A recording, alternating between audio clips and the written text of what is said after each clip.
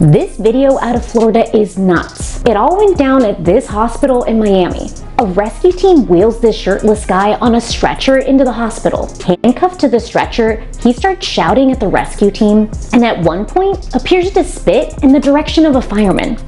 Big mistake. That fireman stops what he's doing, walks over to the guy, and starts punching him in the head repeatedly. Other medics have to pull the firefighter away as he pummels the guy until he's finally wheeled off as the fireman's restrained. This all went down back in October, but we're just seeing the footage now.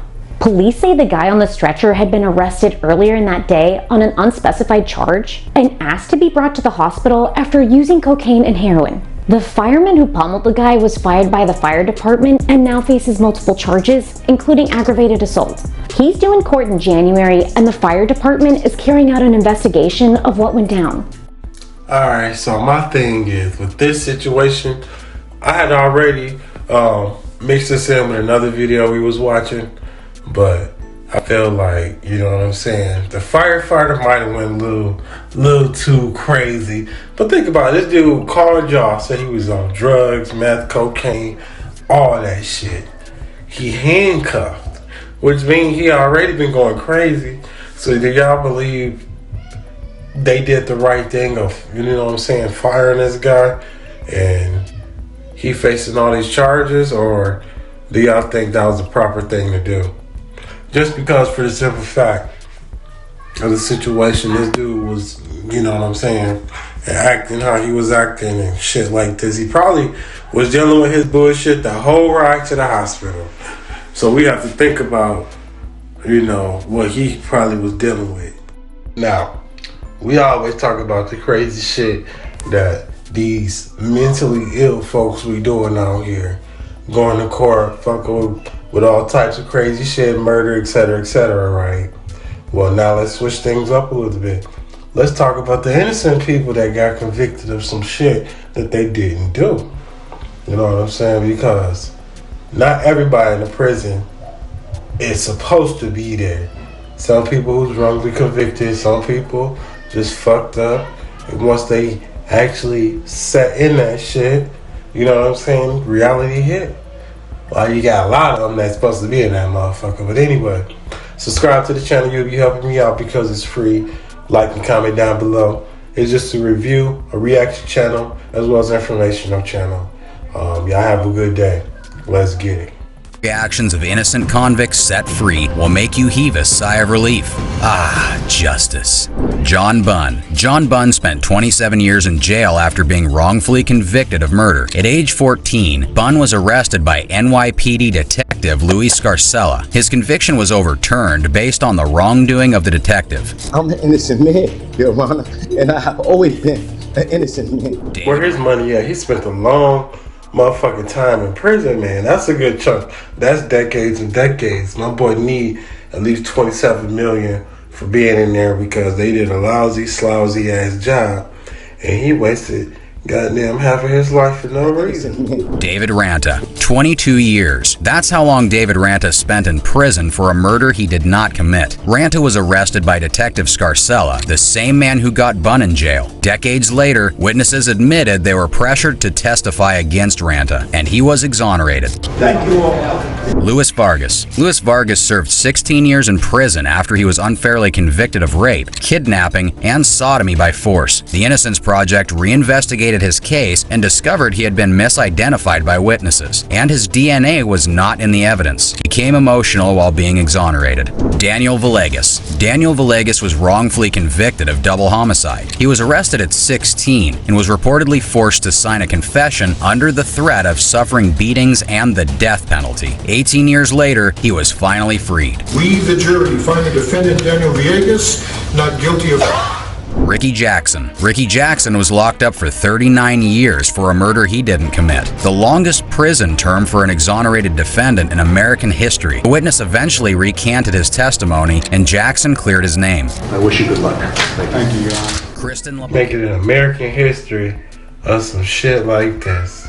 Every time your name pop up, they gonna be like, damn, this nigga was in jail for 40 years. What the fuck?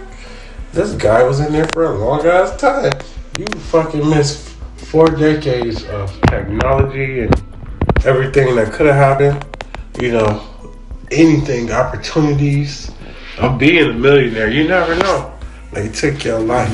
Kristen Lobato. Kristen Lobato spent 16 years behind bars when she was wrongfully convicted for the murder of a homeless man. She was exonerated after it was proven that she was 3 hours away with family on the actual day of the victim's death. But where to now? Okay, well, we got some people coming to you. Richard Rosario. Richard Rosario was wrongfully convicted of murder and was sentenced to 25 years to life in prison despite having 13 alibi witnesses who could have attested his innocence. He spent 20 years in jail but was eventually exonerated, receiving $5 million for his wrongful conviction. Richard Jones. Looks can be deceiving and even incriminating. Richard Jones was falsely convicted of aggravated robbery in Kansas. Despite maintaining his innocence, he served 17 years in jail until his doppelganger, the real suspect, was found. It made a lot of things understandable for me. Damn.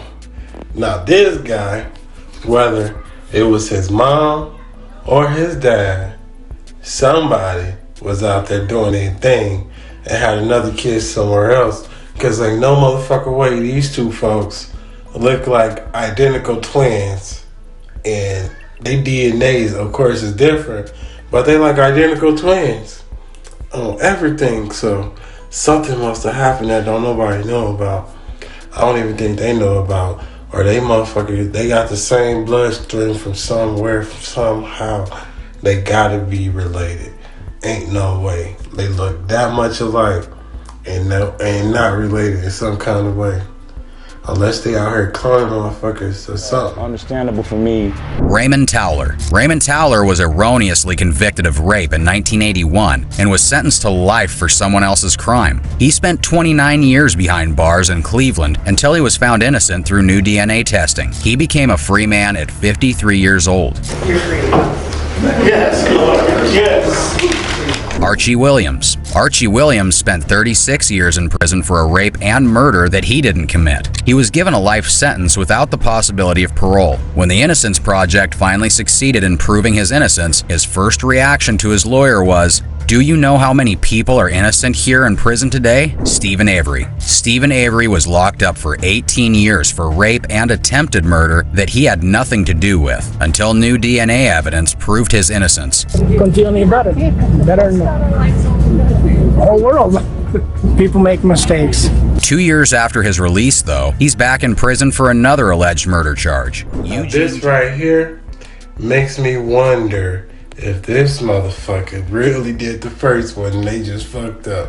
Because how can you get caught up again in another one of these cases? I mean, come on, my boy. That shit does not add up in my eye. Your first time they said the motherfucker shit didn't add up, and then 2 years later you get caught up again in the same fucking shit. Charge. Eugene Johnson. Johnson is part of the East Cleveland Three, a group of 3 friends who were wrongfully convicted of shooting a man in Strathmore. Along with his friends Derek Wheat and Laurice Glover, Johnson spent 20 years in jail until they were exonerated in 2015. They cried tears of joy upon reclaiming their freedom. A suspect was accused of fatally shooting 2 Mississippi officers, died from return fire during the shootout. Now, a 43-year-old lady who died by suicide early Wednesday morning after she opened fire on a police officer. Now, this lady went to the damn hotel people, told them to call 911. She got a baby in the car. So, as the police officer approached the vehicle, bam, she shoot one officer. The second officer hear the shit start raining, and that's when they start shooting at each other. But then unfortunately both of them got hit. Thank God the kid didn't get shot during this crossfire. But this lady took her own life now. Mental health is so real. Mental health is so real. And she was just a woman who basically was going through so much and wanted to die.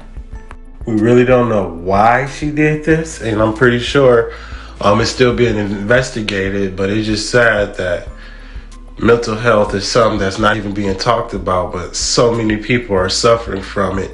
And this is just a situation of someone going through a mental health, crisis where they needed help.